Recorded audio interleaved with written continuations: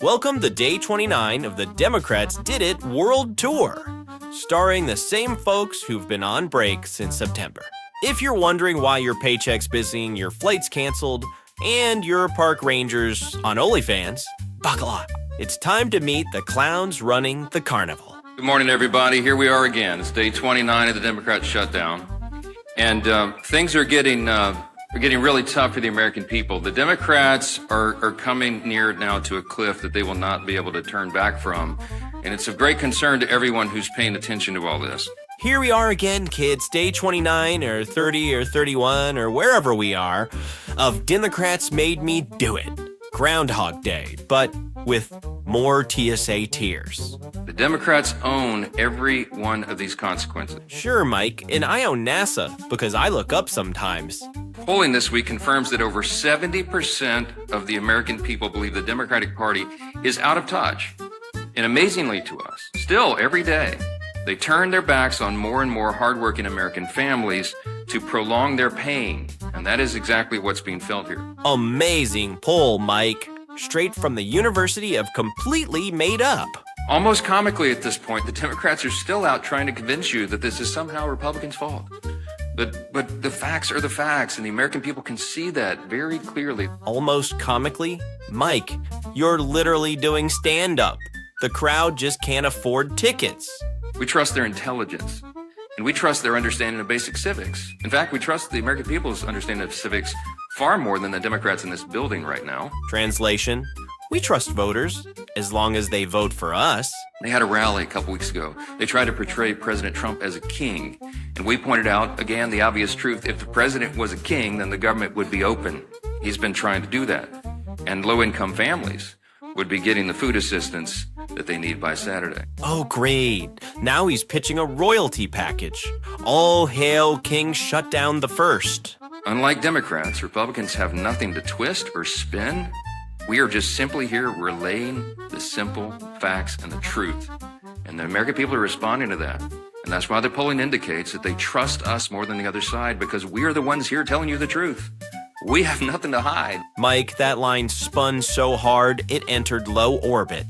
A rational person would read the pleas of the federal workers and conclude that it is time to end the charade and turn the lights back on. But the Democrats are not rational right now, and they've deliberately ignored the plight of all these federal workers around the country. What says the guy hosting the daily charade press tour? Senate Democrats knew the pain this would cause. They knew about the missed paychecks. They knew the uncertainty of making rent for so many people. They knew about the missed meals.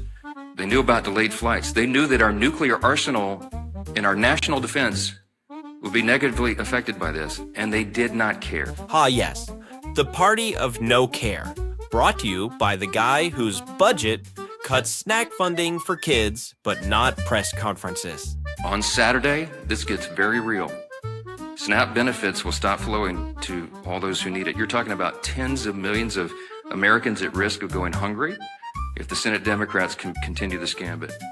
Instead of taking a simple vote to fund the government, which Senate Democrats have now had more than a dozen opportunities to do, nothing says family values like starving families on purpose. Well, you all know what I'm hearing from my members because our calls are leaked every week, and we had a conference call with almost everyone yesterday. By our count, there's about 3 to 4 members of the House Republican Conference who have only mildly questioned working in the districts as opposed to being here on the floor. Translation, 3 Republicans asked if they should actually work. We have President Trump in Asia right now, very literally trying to make sure that the United States of America is not cut off from rare earth minerals or other things, which is what China is literally trying to do. Right. Trump was in Asia saving minerals while the country was saving change for ramen. Heroic. We should pray that our adversaries would be stupid enough to say they're going to prioritize funding feminism in Africa over the food stamps of their own people. They're not that stupid, but apparently Hakeem Jeffries is. Feminism in Africa, the Pentagon's worst nightmare. Click, someone called the Patriarchy Department of Defense. We need 5 Democrat senators to pull their heads out of their asses and go work for the United States of America. Finally, bipartisan agreement, everyone in Washington needs to remove something from somewhere. You know, what's so sad about this shutdown is that we don't need to be in these turbulent times. It was a self-imposed wound that Hakeem Jeffries and Chuck Schumer have imposed on the country. A self-imposed wound? That's not governance. That's political auto-injury. You can't have it both ways, Chuck Schumer. You can't wake up one day and say you're going to try to blame it on the Republicans, and then on the next day, you're trying to say that, gee whiz, we know that we're causing these problems. You can't have it both ways? Cute. Your party's running the buffet of contradictions. You really want to know who's calling the shots in the Democrat Party? You saw it on the stage this past weekend. Bernie and AOC on the stage with the new leader of the Democrat Party, Mandami.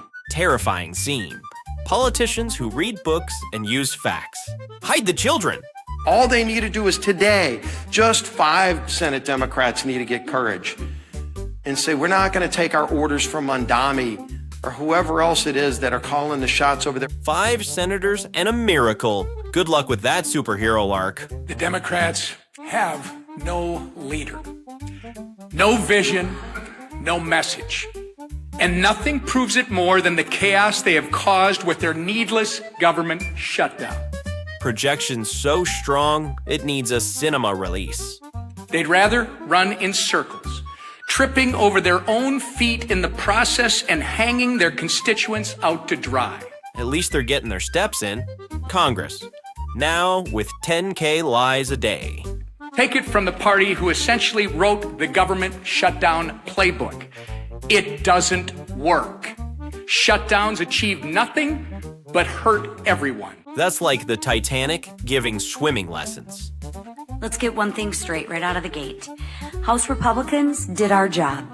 Senate Democrats didn't. It's that simple. If the job was close the government, gold stars for everyone.